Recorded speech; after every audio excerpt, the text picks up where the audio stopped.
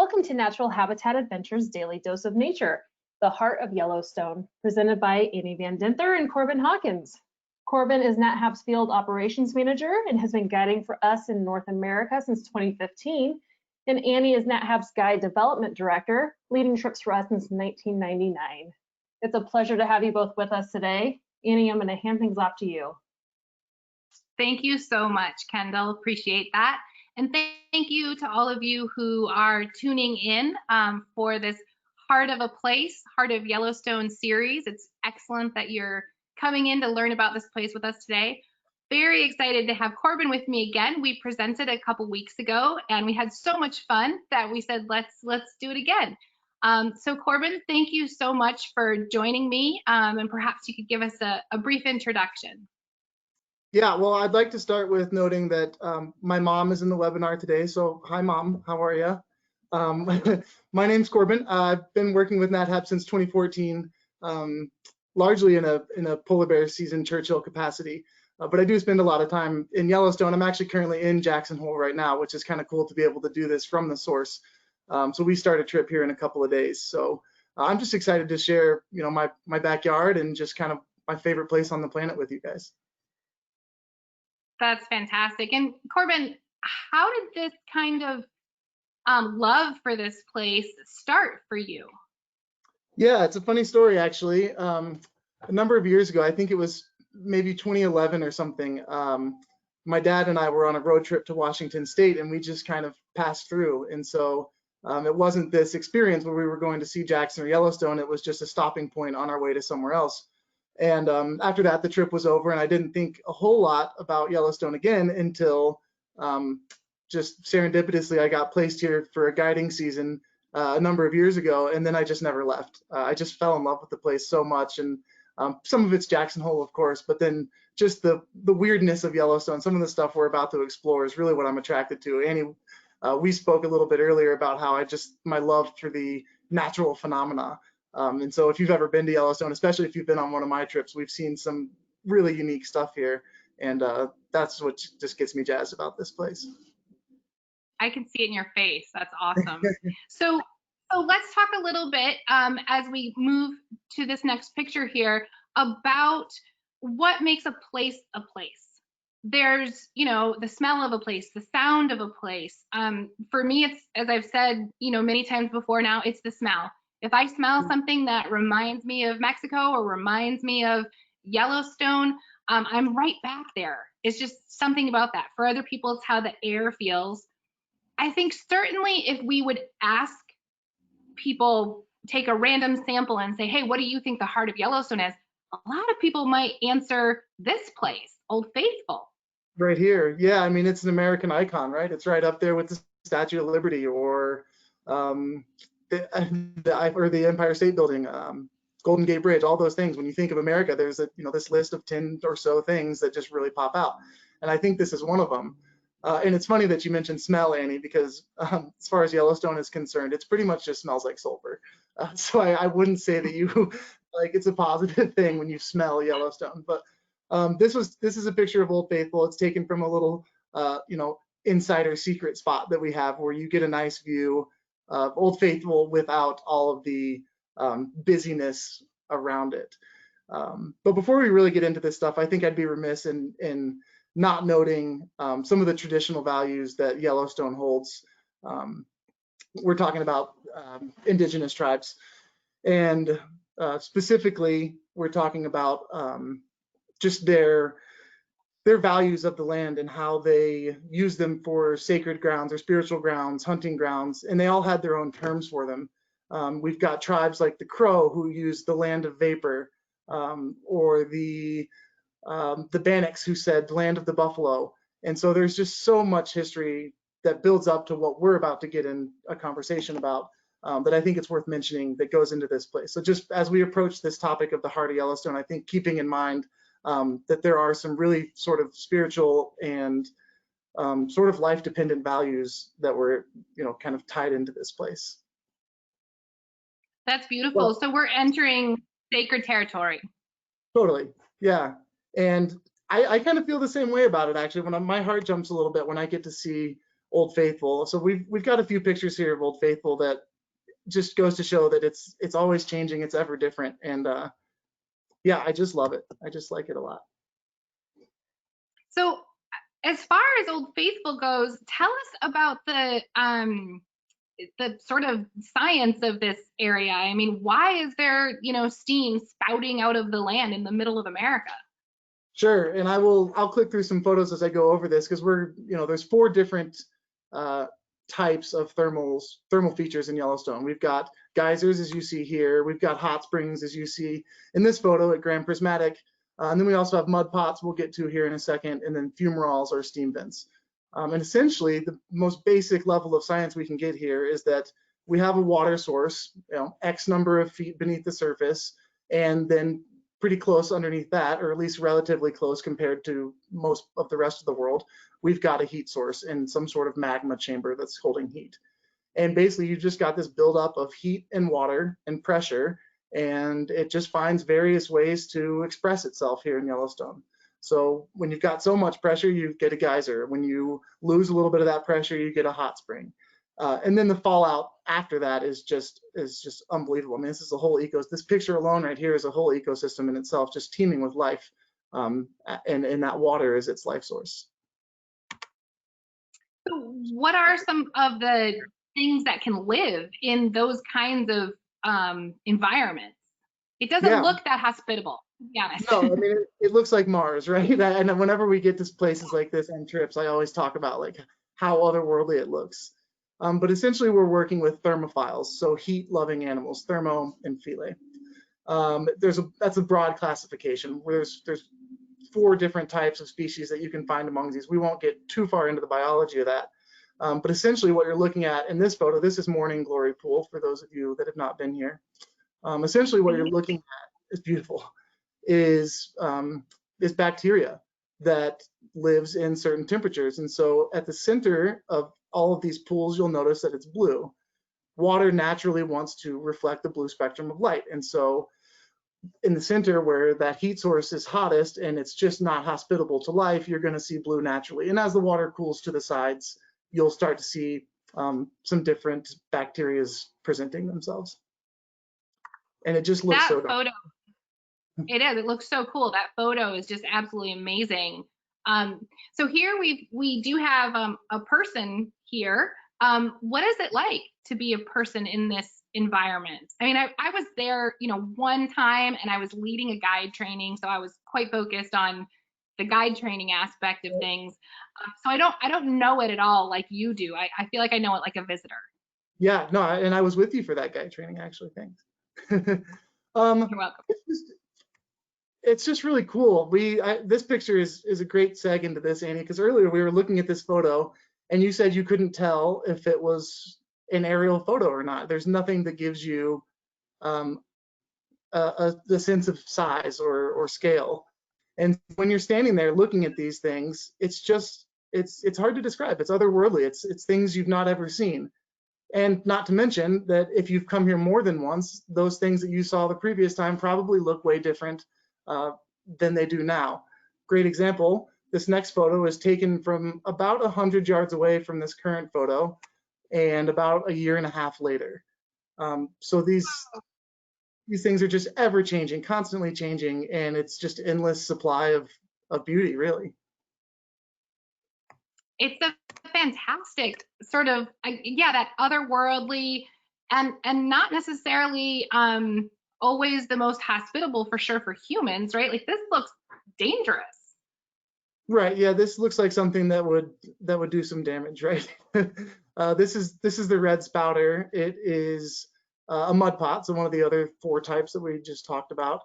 But the only way to safely view these things, the only way for Yellowstone National Park to actually provide a safe space to look at these things is through boardwalks. And you'll notice that everywhere in Yellowstone there's boardwalks. If there's any chance of there being an impact to a fragile ecosystem, especially in these hot spring areas, these thermal beds, we put boardwalks in, or they put boardwalks in. So what kind of safety, we talked about the boardwalks earlier and how this provides safety for the people, a way that they can sort of step back and enjoy a not so hospitable ecosystem. Does this also provide safety, if you will, for the park? It does. Yeah, it keeps people where they're supposed to be. Not to say that we want to kind of control the movement of people. We want people to be able to explore, but we also want to manage this resource that we have. And so in order to balance those things, these boardwalks are in place. And yes, obviously, as you can see in some of these photos, there is some damage, or there is impact to the ground underneath, but it's as minimal as they can make it while still being able to provide this experience and keeping visitors coming back year after year after year. They're very beautiful photos in the terms of, like, you know, even though you're looking at people in a wild place, the way that they're set up is fantastic. You took most of these photos, yes? Yeah, all of these photos so far have been by me. It's one of my favorite things to do in Yellowstone is to turn my camera towards people, because it just adds this I don't know, it's just kind of this American national park element to the wild, right? We've got all these people who are so interested. Oh, I love this one. I'm so interested in going to see this stuff. So, and it's all walks of life, right? So we've got some Nat Hab guests here on the right. We've got a Nat Hab guide. And then there's just 3 children who are just so interested in what's going on.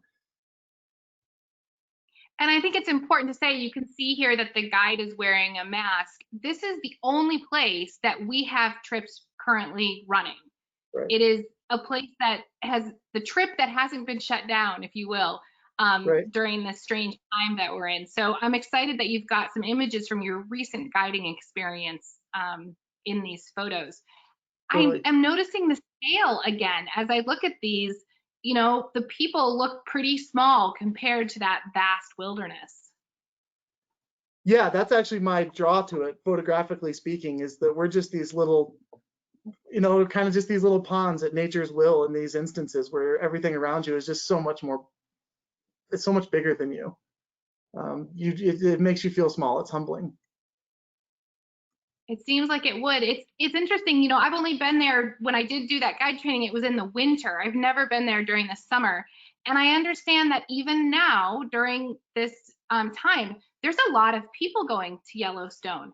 Tell me a little bit about how that balance is struck between this big, wild, intact wilderness and Sure. massive amounts of people moving through. Yeah, I'll run through some numbers for you. As a guide, I love my superlatives, so I'll do my best here to get these accurate. Yellowstone sees just over 4 million people a year, with a huge chunk of that coming in the summer. So you being here in the winter, you are actually part of a vast minority that gets to see it in that state. But in the summer, as you can see in this photo, Beehive Geyser is going off and the boardwalk is just packed with people.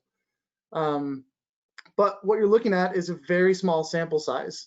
And at 2.1 million acres that Yellowstone is, only 1% of that is the road system. Now, 96% of people who visit Yellowstone do not venture past that road system. 3% don't go more than a mile past that road, and I should include these boardwalks, don't go more than a mile past these, you know, your front and center roads and boardwalks. And then it's just 1% that really get any further than that. So while yes, you're looking at photos like this and there's crowds and there's people everywhere, you can still find your moments to get away. You know, there's ample opportunity to go find some solitude in Yellowstone. And I think that works, right? We want people to enjoy this. We want to provide space for them to come and see and appreciate these things, but we also want to keep that wilderness intact. And I think they've done a really phenomenal job at minimizing their impact in Yellowstone. It reminds me of the Galapagos. They have a very small percentage of the land of the Galapagos is actually used for tourism, and the vast majority, I'm sure it's above 95%, is set aside for conservation. And the areas that people go, they're carefully crafted so that you still feel like you're having this wilderness experience, but total respect for the land and the area that you're in. It strikes me that you would again need to have a Nat Hab guide here, especially because I think we're mostly going to stay on those boardwalks, right? But I understand one of you guys' sort of specialties as guides there, that you're going to get people to some secret places, like you mentioned in the photo with the perspective earlier. Right, that very first photo of Old Faithful, there's a little corner on the boardwalk. Over the years, I've started to see a few more guides taking their groups there. I think it's becoming a little more known. But yeah, there's just this spot that looks at Old Faithful from the opposite view of kind of the throngs of people that line the, the stadium seating, so to speak. And from that vantage point, you don't see any people, you don't see any buildings, you just get a photo of Old Faithful. And there's a number of spots like that that we try to hang out near. But so we won't. Let's get to it. What was it like to be there? I haven't left my hometown in months. And here you are, you're guiding this trip. What was it like, Corbin? It's interesting. It's still Yellowstone, it's still people that want to go see America and the world's first national park. There's this intrinsic value we place as Americans on our national park system, and that's not going anywhere anytime soon. I think the only big difference is that people are driving to these places as opposed to flying into Jackson or Bozeman. They're just driving. They're taking the good old-fashioned American road trip to get to these places. I would say that the park, well, you can look at the numbers. The visitation numbers for the park is down, but just having been there the past however many summers, seeing general traffic, it's about the same, because I think that there's just a lot more single family units hopping in a car or an RV for the weekend or a week, whatever it may be, and coming to see these places. But other than that, the vibe is still the same. It's still Yellowstone. Old Faithful still churning every 90 minutes or so. The wolves, the bears, all the animals are still there. You just got to do it with the mask on now. Nice. And it seems like with those tricks you have as a guide to get people off to different places, you would be able to have distancing and kind of your own experience there so that you're not, being unsafe during this time. So there's the people that go to visit Yellowstone. And of course, the reason that we want to go there is these natural phenomena, as you described, and also the wilderness and the animals. And I have to say, we talked about this some webinars ago when Drew Hamilton, a good friend of yours and mine, we did a webinar on Alaska versus Yellowstone. And in that, we both admitted, I thought it was just me, but he's also Alaskan and guides in Yellowstone. As Alaskans, I have to confess, we were kind of snobby about, I'm a little embarrassed to say this now, I think I'm blushing, but we were kind of snobby about going to Yellowstone. We were like, it'll be good, but I've got moose in my backyard. I've got a bear that's been hanging out the last few days, and ravens are on my house every morning. So I sort of had this idea that, it wouldn't be as grand as Alaska. And both Drew and I, boy, were we put in our place. When we got there, it was like going back in time. It's like this intact wilderness that I haven't experienced in other places personally, even living up here in Alaska. And the raven is certainly one of those animals that you could take for granted, perhaps the way Drew and I almost took Yellowstone for granted, because it's kind of it's a prolific bird, right? I mean, I see them when we go to Baja and all the way up here, but they're my favorite. They're my absolute favorite bird. Yeah, what about you? Are they one of your favorites? Totally, I can agree with you there. For those of you listening, if you've never read The Mind of a Raven, I highly suggest it. It's one of the few books I've actually read twice. But the ravens are awesome, especially in Yellowstone. This photo, by the way, was taken by a co-guide of ours, Mike Hillman. And in Yellowstone, these ravens essentially have been trained over time. And that's not something that we typically like to talk about, but just watching their behavior in the parking lots is unreal, the problem solving that they can come up with. They have the intellectual capability of your average, elementary schooler. They can figure out these pretty complex problems. For example, I saw a raven in Yellowstone just last summer on the back end of a motorcycle, and there was a leather strap saddlebag on the side of the motorcycle. The belt works just the same as your belt on your waist would. And this raven figured out that if he pulled the strap down and pulled that little metal piece out of the hole, that he could flip open the saddlebag, and he had himself a nice lunch out of this person's saddlebag on their motorcycle. And we got to sit there and just witness all of this happen. It was really great. Wow. Yeah, they make over 1,000 different vocalizations. They come as close as we can see to having a full language. They're the only bird, an animal that in the Arctic stays black, even when winter months change, right? I love this photo of Mike's. What other wilderness and or wildlife do you see frequently when you go to Yellowstone? Sure, we'll start with the small and go big. And it's probably worth noting that not all of these photos are mine now as we enter the wildlife in the later portion of this slideshow. We've got some photos from Drew Hamilton and Mike Hillman as well. Some of you listeners may have had a trip or two with them. Well, this is a ground squirrel. So we've got all these little critters running around, moving up in size. We'll just continue this way. And you'll notice that some of these photos, most of these photos are, of professional quality. And I think it's worth mentioning that this is a very small culmination of 3 photographers, probably a grand total of 15 plus years experience in Yellowstone that it took to get these photos. So while your sightings may not be this glamorous, these are some of the animals that we do typically see. So pine martens, moving on up to our ungulate species, we've got the pronghorns, which are some of my favorite animals. I always have heard that they're closely related to goats. Annie, you and I talked earlier, they're actually more closely related to camels, but around town, so to speak, we call them speed goats because they're just so fast. And so whenever we see one, we say, oh, look, there's a speed goat. They're beautiful animals. They are. They look straight out of like Namibia or something. They don't look like they belong in our Great Plains for sure. Yeah, that's well said. And then, so here we're at West Thumb Geyser Basin. There's actually a lot to see in this photo. I know we're kind of focusing on wildlife right now, but if you look in the distance, you've got the Absaroka or Absaroka Range, depending on where you're from. You've got Lake Yellowstone, you've got some hot springs in the photo here, and then ultimately the subject is the elk. And this photo is very interesting to me because of the sort of the story, I guess is the best way to say it, that is often shared when people talk about the Yellowstone ecosystem, and that's of the trophic cascades and the elk and their relationship to the wolf and the restoration of vegetation because of that. Tell me a little bit about how that plays out when you're actually there. What do you think of that theory?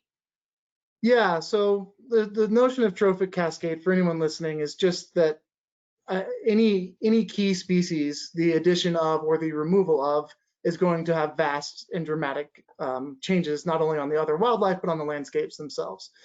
So you may have heard the story of once wolves were reintroduced, it changed the way that the rivers in Yellowstone ran.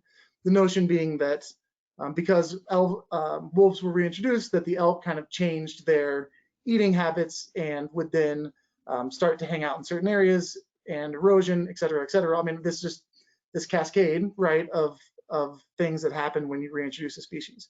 And sure, there is some correlation of that, and you can see some of it in Yellowstone, especially when you're wolf watching. You can see the behavior of nearby animals affecting them. But it is a little bit romantic, and we like that romantic idea. We want nature to work this way. But just to be a realist, there's some other factors at play here. So we've got weather trends, we've got drought, we've got human impact. There's all sorts of things. We've got disease, like chronic wasting disease. In the coming years in Wyoming, especially, we'll see some trends and some changes with elk and their movement. So there's some truth to the story, but it's a bit more complicated than maybe what some of our popular wildlife documentaries would have us believe. Is that right? Absolutely. Yeah, absolutely. It's just a great story, though, as you said. I mean, it's a very triumphant conservation story. And I do think sometimes we have to find ways to simplify those so people understand how critically important certain animals are to an ecosystem. So tell us about this next guy. Means that wolves changed the rivers, then I like that story. Yeah, exactly. Tell us about this next one. So this is a bighorn. This is a shot. I can't remember if this is Mike or Drew's. But these animals, they're migratory, not often by large or huge distances. But we do see them in the kind of the shoulders in Yellowstone, so in spring and in fall. when they are coming to lower elevation for the winter. And this is just a big old male. Again, I didn't take the photo, so I don't have much context behind it, but watching these guys go head to head with one another it's amazing. I wish I had some audio to share with you. There's something very iconic about this animal. I mean, those horns are so dramatic, and to me, they seem quite symbolic of national park. To me, I'm not sure where that comes from, but they do seem that way. It's actually what am I trying to say here? It's kind of the poster child of Colorado state parks, by the way. If you were to look at their emblem, it's actually just one of these bighorns. That's maybe where you've seen it. Maybe that's where that comes from for me then, having spent some time there. So who do we have next in the wildlife rock stars of Yellowstone? So we're still on the ungulates here. Kind of hard to see, but in the bottom right, we've got a female moose in wintertime. This is by Drew, followed up by a big male coming through the creek. Yeah, moose. I'm looking at moose in different areas. Yeah, they're huge. And to me, they're really fascinating because the moose in Churchill, they look like rugged, bad bleep animals. Yeah. Like they look very tough. Their fur is really sort of grizzled and it just looks very strong. Yeah, of course, exactly. That's exactly the word. And then I would say in Alaska, they are also very big, of course. I'm way more worried about them than I am bears. They are definitely more scary. Yeah, for sure. And I think they look pretty rugged here, but they don't look nearly as rugged in Churchill. And then I would say the same of the Yellowstone one, if we're going on like a continuum of rugged moose. It's just a thing I've noticed being in these different areas where moose live. So they're fantastic animals, though. We often have them born in our yard here. We've got one that tends to give birth in our yard, and then her young ones hang around for a while. So maybe someday I'm going to have to do a webinar just on moose. I've been surprised out the front door here in Jackson where you open it up and then you're not going to work that day because there's a huge bull moose right in front of your door. So yeah. We had a story here one time where I brought home a big piece of driftwood. I was at the beach and I thought, oh, that'd look great in the garden, and came home with it in the back of my truck, left the door open to bring some things into the house, and while the door was open, the moose in the yard found that piece of driftwood, and it was like a salt lick. It was not going to leave that piece of driftwood. So I've got a photo with a moose, and my kids were really little then, like 2 car seats with a moose head in between the car seats. So yeah, we do see them out the front door quite a bit. But the bison, of course, are incredibly special, and also something that when you just think of Yellowstone, I just think of bison right away. Right. Yeah, it's kind of right there with Old Faithful. You think of bison when you think of Yellowstone. We're going to go through quite a few bison pics here. They have a little bit of a special place in my heart, namely because they're just so goofy. There's not They're your favorite, right? They're my favorite. There's not, I don't personally think they're all that photogenic. We've got nice photos of them, but I think that they're just hilarious, right? They're just big, furry cows. Yeah, they are quite, and they can be dangerous. Like they're not big furry cows in the sense of you want to give them their space and respect this animal, correct? Oh, absolutely. I mean, I can't even tell you how many videos of internet fame there are that show people inappropriately interacting with bison in Yellowstone and unfortunately suffering the consequences. Yeah. They are incredible. Something about them. Yeah, exactly. I have to say, this is one of my favorite photos of Drew Hamilton's. This is several photos stitched together from what he's shared with us. And I think it looks like a phenomenal painting. Just Sure. The way that the trees are there, it's incredible. Yeah, even the depth of field, the focus as it disintegrates as it gets closer to it's a great shot. Yeah. So are the bison the heart of Yellowstone? No, I wouldn't say the bison are the heart of Yellowstone. I think they're a big ticket item that build up to it. They're certainly a factor. but I don't think we're quite there yet. And this, so when you are there, you can see them in the middle of the road. yeah, this is hilarious. I don't consider a trip to be a success unless we get in one bison jam. And by bison jam, I mean like these bison will stand in the middle of the road, sometimes at length, or it'll be the entire herd coming across the road at their pace, of course.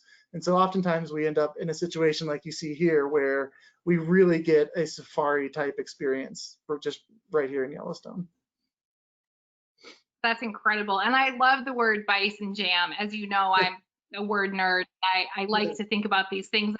One of the things I'm always interested in a place is what is the lingo from that place that you need to know if you're going to be kind of operating and moving through it.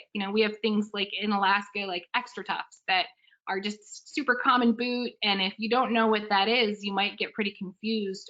Or like I said earlier, when we say that someone's going outside here, it means that they're going to go to the lower 48 or to another country, but it doesn't mean they're going to go outside of the building that they're in. Right. And so I love learning that from a place like Yellowstone, like bison jam, or what are the other things you need to know to move through this. Well, when we get into the next couple of species here, we'll talk about a few more of those things, but bison jam is especially funny because locals in the area, we use it like, we're so cavalier about it. Hey, I'm going to be 15 minutes late. There's a bison jam. And if you've never been here, people are, oh, what is that? But for us, it's just, it's just like construction on any road in any given city. It's just one of those things we deal with here. The Yellowstone traffic jam. Yeah, exactly. Here comes the big ticket item. So, when people want to see wildlife in Yellowstone, yeah, they want to see the squirrels and the marmots and those sort of things. And they want to see all the ungulates, the bison and the elk. But then we get to these apex predators, the charismatic megafauna, as we like to refer to them. So we actually have a cinnamon-phased brown or black bear here taking a sniff of the flowers. But the bears, man, they're just too cute. Oh, look at these guys. That's too much. Some triplets. They are adorable. We've moved on to grizzlies here now. It's funny actually that that the black bear doesn't get so much attention. We talk about it a lot on trips, and some of you may have heard this before, that that the black bears, when you talk about grizzly populations and you're down to exact numbers, right? There's 817 in the greater Yellowstone ecosystem, and this bear had this many, and this bear had this many, this bear, and you have all this information, and then you switch to black bears, and it's like, meh, there's a lot of them. We have them. Yeah, I don't think they get quite the attention that they deserve. Speaking of in terms of which ones you'd want to be more cautious of, I would want to be more cautious around a black bear. Not that I wouldn't be cavalier, as you said, around any of them, but black bears make me a bit more nervous, that's for sure. My son was just running for a cross team yesterday or the day before and almost ran right into a black bear up on the hill here. So yeah, they need more credit, I think. Yeah, they need more credit. And I'd argue to say that they've become a little more urban in nature, right up there with like coyotes. We can find black bears in any state in the US, with the exception of, some of our southern states and more arid states. But yeah, I think they're becoming a little more habituated, and I think that that's probably the cause of that danger you sense from them. Yeah, definitely. So what do we have next here? I think it's one of my favorite images. I love this. The bears in snow is just such a special photograph to be able to get. Bear in the snow. Yeah, I'm not sure actually when Drew took this photo. It was either late fall or very early spring. By the looks of it, these bears look pretty healthy. I'm saying late fall before they go in. Yeah. I would agree. Who do we have next here? Here we've got the wolf. I mean, this, at least with most of our NatHab trips, this is what people want to come see. And again, it's totally worth mentioning here again that not every wildlife sighting is like this, and not every camera is going to take these pictures, nor is every photographer. So We've just included some of the best for you guys on this webinar here. This photo to me speaks to that quality that I was mentioning when Drew and I both, you know, thought of Yellowstone maybe as not as incredible as Alaska, but when you get there, you see this intact wilderness. You see, you know, bison and moose and wolves in the same valley, and they stand in the middle of the road. They don't freak out when they see you because they're in this protected place. And I think that's one of the really special qualities of Yellowstone, is the way animals have been treated for so long there, that there's a sort of trust that they have with people.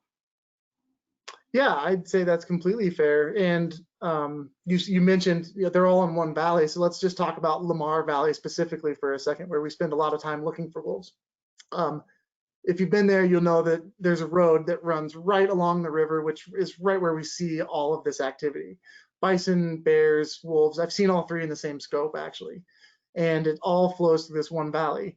And back to your point about some of these local terms that we have, or like this, that inner sort of working, that inner know-how, somebody has gone through and kind of made a list and a map of all of the colloquial terms of different pullouts and different vantage points. So when we're driving through the Lamar Valley, we'll hear on the radio, you know, we've got a pack with pups at the Marge Simpson tree. And if you're just a regular, you know, regular Joe Schmo in Yellowstone and you hear that over the radio, you likely have no idea. Or Bob's Knob, you know, there's a bunch of just funny little things that we use around, and it's all directly centered towards finding this wildlife. So. That's very cool. And those of you that guide there, you do know those terms and you are able to sort of follow those leads. Yep. Very, very cool. This photo too, is this Mike's or Drew's? I love it. I think this one is Drew's as well, but I can't be for certain. It's absolutely gorgeous. The lines of the tree and then the wolf there, it's incredible. Yeah, and then the negative space in between. Yeah, that's great. Yeah, definitely. Okay, so is the wolf the heart of Yellowstone? No, I don't think it's the wolf. And in fact, we've got another picture of a bison here, but I don't think it's the wolf. I don't think it's the bison. I don't think it's the people. I don't think it's Old Faithful. I don't think we've gotten to the source yet. But on top of those things I just listed. What's that? I said, okay, so then tell me about this image. Where are we headed here? Right here, we're on, this is the Yellowstone River at Hayden Valley. And off to the left, the tallest peak over there, that's Mount Washburn. If you're familiar with the Washburn expedition, you'll know that that is a pretty important piece of Yellowstone history. But then the point of transitioning to this photo is that I'd like to just kind of scroll through just some scenery of Yellowstone, because I think that's in addition to the thermal features, in addition to the people, in addition to the wildlife, I think just the scenery is spectacular at any time of year, whether it's summer or winter or at any time of day, whether it's at night, middle of the day, sunset. So I'm just kind of going to scroll through these, Annie, and let me know if you've got any questions about anything in particular. I'll try to lead you along where they were taken as I go through. Sounds good. This is the Grand Canyon of the Yellowstone. This vantage point looks down basically the extent of the 24-mile expanse of this canyon, and that's the Yellowstone River flowing through there. For any of you that have ever been to Bryce or Zion, you're familiar with the term hoodoos. If you look on the bottom of this frame, especially the bottom right, you'll see that Yellowstone actually has some of its very own hoodoos here. I don't know what that is. Fill me in. Long story short, there is a harder rock on top, and over time, as water erodes around it, it builds these pillars because it erodes the softer rock to the side. So you get these big spires. These are likely limestone, and the rhyolite around it has washed away and eventually, you know, leaves these pinnacles behind. Very cool. This is called Clear Lake for obvious reasons.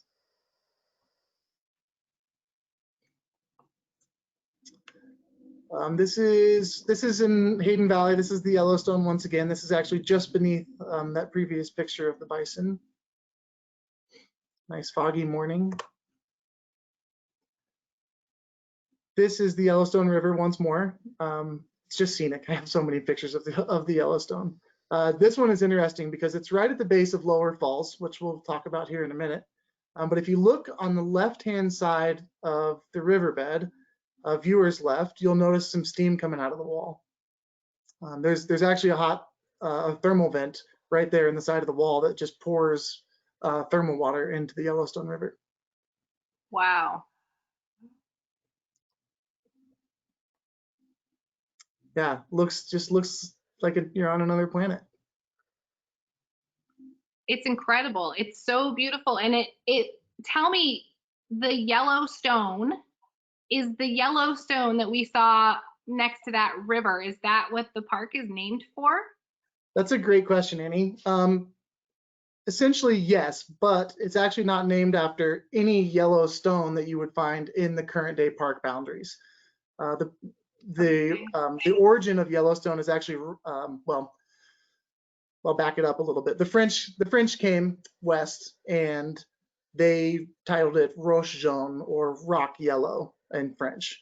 To fit that to our more American English standards, we kind of spruced it up a little bit and called it Yellowstone. But the actual term derives from a canyon out near Billings, Montana, and Native Americans were the original to name it anything in reference to yellow and stone. But that actually took place much further east than Yellowstone itself. Cool. I never knew that before. Now you do. Tell us about this beautiful, I've got to go back to that pink river pink there. This is Hayden Valley. As I'm going through this, I'm realizing I have a ton of pictures from there. I think I'm just naturally drawn to this S curve in the Yellowstone right here.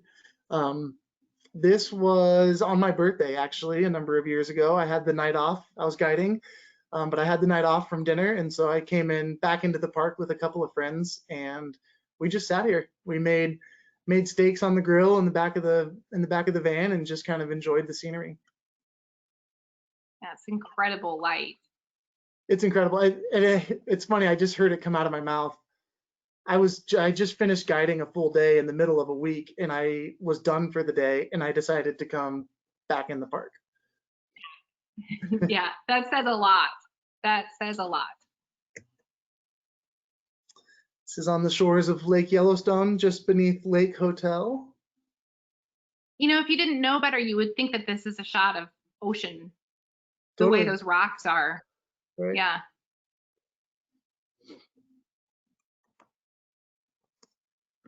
This is the view. This is one of my favorite views in Yellowstone. Right here, we're looking east towards the Beartooth Mountains. Nestled up in there to the right, the road kind of trajects to the right a little bit, but nestled up that way is Cook City, which is where we stay for a couple of nights on our Yellowstone trips. So this is a view, if you join me or any of us Nat Hab guides in Yellowstone, this is a view you'll see probably 4 to 5 times in a 48-hour period. But it's not just the summertime brings us, right? Annie, you've experienced the winter here. Mm-hmm. This is that same lake we were looking at just a minute ago, but this is on September 13th, actually. So almost a year ago, or almost 2 years ago in a couple of days. Full-blown blizzard here. Wow.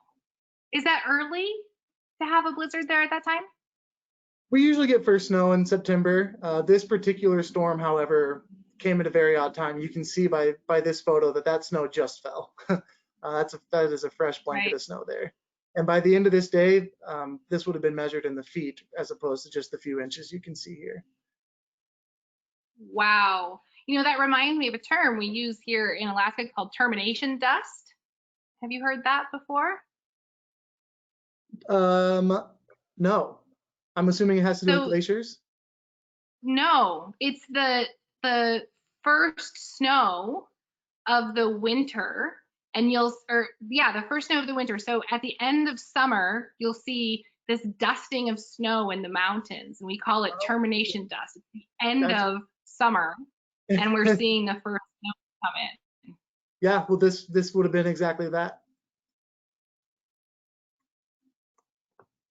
Some more winter. This is one of Drew's shots. This is one of my favorite shots of Drew's. So this was a recent burn area, just at the southernmost part of Yellowstone.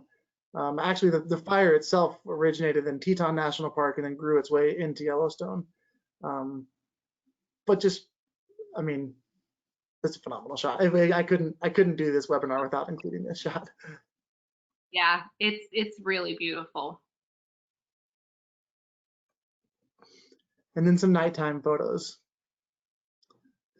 So this photo has an interesting story, Annie. This is my first ever attempt at a Milky Way shot. And you did well. I went out that night and I walked onto the boardwalk. In the foreground of this photo, you can see Castle Geyser, which is right down the boardwalk from Old Faithful. And so I went to set up, and I knew that Castle had some activity going on, and so I wanted to get a geyser and the galaxy in one frame, but I had no idea what I was doing. And I showed up, and lo and behold, there was a astrophysicist on the boardwalk with 2 cameras who taught himself to do photography work so that he could have better pictures for his seminars. And so this guy just taught me how to take photos, and I haven't talked to him in a while, but I did keep in touch with him for a couple of years after, and we shared photos. But kind of a neat experience, my first foray into nighttime photography. It's an incredible shot, and I love it when you meet people like that along the way who you otherwise would have never come in contact with, but you're both out in this incredibly special place, obviously with something in common to be there and making those images together. It's really cool, those friendships that are sort of forged in those unique environments. Yeah, and it totally led to a love of nighttime photography. If you guys were with us 2 weeks ago when we talked about Churchill, you saw a lot of my aurora shots, but we've already established I love all the hot springs, and then there's this new thing, this shiny new thing that I can play with in Yellowstone, and being able to combine those two, so the hot springs and this astrophotography has been it's been really fun, and it's really exciting for me. So this is at Mammoth Hot Springs. This is actually about 10 p.m. on a full moon, so you can see it looks like daytime in the distance, but that's actually just the moon. If you look up in the sky, then you'll notice that it is in fact nighttime. So, and then my personal favorite.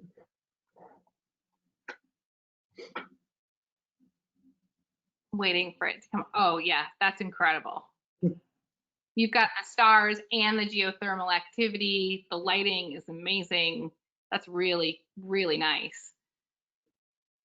Yeah, thank you. This is in West Thumb Geyser Basin for anybody familiar with the area. Okay, so we've looked through these landscape shots, and you've told us it's not the wolf, it's not the bison. Where are we here? Have we found the heart? Have we found the heart of Yellowstone? It may come as a surprise, but I think at the heart of it all, I think what it boils down to is water. I think that water is the heart of Yellowstone, and there's no escaping it, right? Whether you're talking about wolves along the Lamar River in Lamar Valley, or you're talking about what you see here, the lower falls of Yellowstone, the lake itself, the thermal features. I mean, everything is revolving around water. And I came up with this idea, this notion that water is the heart of Yellowstone when Annie asked me to do this, because I was curating all of my photos and getting them organized and kind of planning this talk out. And I realized that almost every single photo, for those of you listening, if you want to go back and look through once this is free to pull up on the internet again, almost every single photo has water in it or has the evidence of water in it, whether that's the squirrel that was soaking wet, or the picture of the pink river flowing through Hayden Valley, or the snow. I mean, all of it has water. And so I think ultimately that's the heart. You know, I love this photo because it's literally, it looks like a heart, right? But also that you landed there, I don't think that's where people would have necessarily guessed as far as what is the heart of this place. But I love the metaphor of just thinking of like the literal heart, whose job is to make sure our body has oxygen in all the places that it needs it.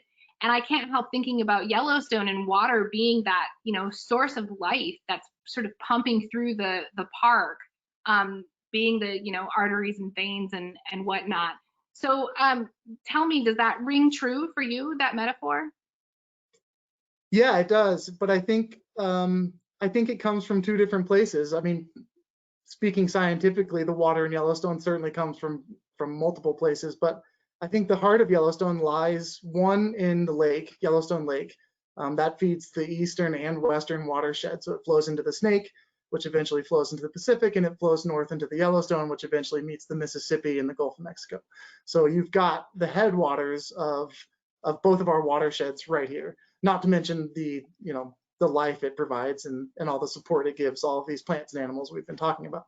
But then deep underneath the surface, you've got a whole different world of water, and you've got these, I like to call them cauldrons. And so you've got these cauldrons of water underneath that are just steaming and full of potential energy that are just waiting to express themselves in a hot spring or a geyser. And now that I say it out loud, I truly think that maybe that is the heart, is that water underneath, because it's old. There's scientific estimates of water. When you watch Old Faithful, there's people that estimate that water you're looking at could be 500 years old. Wow. Yeah. Wow, that's incredible. Well, Corbin, thank you so much for bringing us on this journey through Yellowstone and kind of searching to find the heart of it. It's a great story. And Kendall, we'll hand it over to you so that we can take questions at this point. Great, thank you. That was wonderful. We do have a good variety of questions for you guys. But for those who would select to ask a question, you can submit those in your control panel under the questions field. Okay, first question. What is your favorite time of year in Yellowstone and why? And if you're going to visit, how long do you recommend staying there? Yeah, that's a good question. It's kind of hard to answer because I think your motivation of travel is what will ultimately make your decision. If you want to see grizzly bears, you got to go in the summer. But other than that, wildlife in the winter is phenomenal, and especially on that white backdrop, as you saw with those wolf and bison photos. I think the wildlife in winter is better. That being said, I do like summertime in Yellowstone. I like to be able to go hiking and explore all these off the beaten track places, and you just have a little more to see in summer. But maybe the quality of those sightings might be a little better in winter. And what if someone wants to see newborn or young animals or fall foliage? Yeah, so that's in the shoulder seasons, which we try to operate our trips in. So coming up, actually, we're starting our fall series here in Yellowstone now. So this time in September would be a great time for fall foliage. And then if you want to see baby animals, you got to come as soon as the park opens. So in May, typically, is when that is. And someone's curious as to what camera and lens you like to use in Yellowstone, Corbin. I shoot on a Nikon D750, and I use my 70 to 200 lens for most of my shots. I find that I get a lot of range, and I can kind of play with my depth of field a bit more when I have that 200 millimeter reach. And if someone were to go on if someone were to go on a trip with Yellowstone that's not a photography trip, is there still opportunity to go out at night and get shots of the night sky? Absolutely. Just talk to your guide. Yeah, there's plenty of places that you can go see the stars. Great.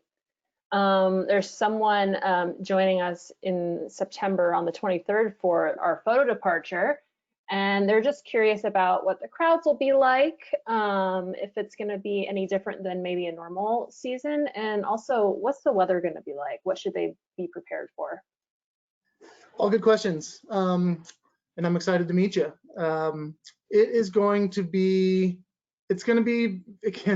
the weather one is a hard one to answer. That's what's on my mind right now. I would be prepared for sunny summer days and also full-blown winter. So definitely have some backup, thermal layers, because it could be cold. And in fact, this week, one morning in Cook City, we're expecting to see 20-degree temperatures when we wake up. But also later this week, it's supposed to be 85. And that trend kind of continues through September. Sorry, Kendall, what were the other two questions in there? What are the crowds going to be like? Is it going to be thinner than normal, or are people still showing up? It'll be interesting to see. Typically, I like these September trips because kids are back in school and the crowds have started to mellow off a little bit. Temperature is getting a bit cooler and things are kind of going into that winter hibernation state that we do as humans. And we'll see what it's like this year because a lot of kids aren't going back to school. So I wonder if that plays a part in the crowds. All things considered, there will be far less people here in September than you would find on the 4th of July, probably, by a long shot. And on the subject of visiting Yellowstone right now, how are people kept safe from COVID? What are we doing for preventative measures? Kendall, I'm so glad you asked. I put this picture specifically at the end here in case we got one of these questions. At the end of the day, the biggest thing that we're doing is wearing masks. I mean, anytime we're in a crowded space, even if it's outdoors, this is at Mammoth Hot Springs, and you're outside, but there's plenty of people around. So the number one thing we can do is wear masks and keep ourselves distanced from one another. But we're also doing a few other measures kind of specific to NatHab in that we are keeping our group sizes smaller. We are sanitizing the van 3 times a day with a deep sanitation at night. We are putting less people in each van in order to keep distant as much as we can in the vans. The guides and the staff, including myself, always have masks on. We're not eating inside restaurants. We're doing really scenic to-go meals, et cetera, et cetera. Great. And last trip specific question, are photo trip itineraries and just non-photo trip itineraries, are they very similar, but you just have more opportunity for photography on the photo-based trips? Yeah, that's exactly right. You're going to spend more time on sunrise and sunset hours trying to go get those shots. What I have found is that in the middle of the day on some of these photo trips, the heat of the day when we typically try to put an activity in or have a speaker, a lot of times photographers on photo trips just want to go into their room in the middle of the day, kind of process the morning shoot and get ready for the evening. But you're going to see the same stuff. You just kind of move about at different times a day. Okay. And here's some wildlife questions for you. What month do the bighorns start clashing? What month do the bighorns start clashing? I'm trying to think. Here in Jackson Hole, just outside of town on Miller's Butte, we get bighorn all winter long. I mean, I never really guarantee wildlife on any of these trips, but if you come to Jackson Hole in the middle of winter, I guarantee you that you will see bighorn. And that's probably between, probably coming up soon here, October to March, somewhere in that range. Great. And this is a very specific question. Is it fairly common to see American dippers? We've got a birder here. We've got a dipper fan. We don't see them too much in Yellowstone. On occasion, we'll find them in places, but there is a place in Big Sky that we stop in our summer trips. And it's a little hike we do called Uso Falls. And for the birders in the group, you'll know that Uso is just another term for the dipper anyway. And so we actually, me and a few of our co-guides actually make a point to try to find one of these things because we do get a lot of questions about dippers. And when you're viewing wolves, what size scope should you use? We provide scopes at varying lengths. Annie, you might be able to speak to some of this better. I think, do you know offhand what that? No, I don't. We do provide scopes of varying lengths, and I know that we provide a way that people can utilize those, but I don't know the exact measurement of the scope. Yeah, I know they're good. They are good, but we have, at least in the vans that I'm with currently here in Jackson, we've got probably 3 different focal lengths of scopes. But if we have scopes in the van and we're looking at wolves, they will be set up and you'll be able to see what we're looking at. Great. And final question I'll take today is there any difference in geyser or other thermal activity in summer versus winter? Short answer, no. Long answer, totally. But it's not going to, weather is not really going to affect what's happening underneath. So I like to refer to it as the plumbing system. So if we're talking about, let's just talk about Old Faithful, because everyone knows what that is. That's got this plumbing system underneath that's been the same for however many years. That's where the name Old Faithful comes from. And it's just been churning and it's been doing the same thing. In the winter, that's not going to change. What will change, however, is what happens once that water reaches the surface. And that can be, I mean, that can be barometric pressure. Wind can be a factor. Just debris, snow even falling on a geyser that hasn't been hot in a while. So yeah, there's some surface level stuff that will change, but at the base of it, it's all the same winter or summer. Great. Well, it's the top of the hour, so I'm going to call it there, and I want to turn it back over to both of you for closing comments. So let's start with Corbin. Yeah, I just want to say thank you. I think that we were able to accomplish something a little different here than what we have in the past Heart of series. So I hope you guys are encouraged to go check this place out for yourself, and thanks for joining us. All right. Well, Corbin, thank you so much for joining me for this talk. It's so fun to create these with you. So I really, really appreciate it. And thank you, Kendall, for helping to make it all possible. We know you put a lot of work into the behind the scenes of the webinar world. And then, of course, all of you who are watching, we couldn't keep doing this without you. And it's so fun to get to work on these great stories and learn more together and have this sort of ongoing conversation with you about these places and what really is the heart of a place. So we will see you tomorrow for a webinar, but also I'll see you next Thursday for the Heart of Tigerland. Great. Well, thank you so much to both of you. And Annie, my thanks to you for putting this series on. It's a very popular series. People are loving it. So I appreciate all the work both of you are doing for us. And I want to thank everyone who tuned in today. Be sure to join us tomorrow for our next Daily Dose. We did record today's presentation and we'll have the replay available on our website soon. And with that, I'll conclude the webinar. Goodbye, everybody. Bye. Bye.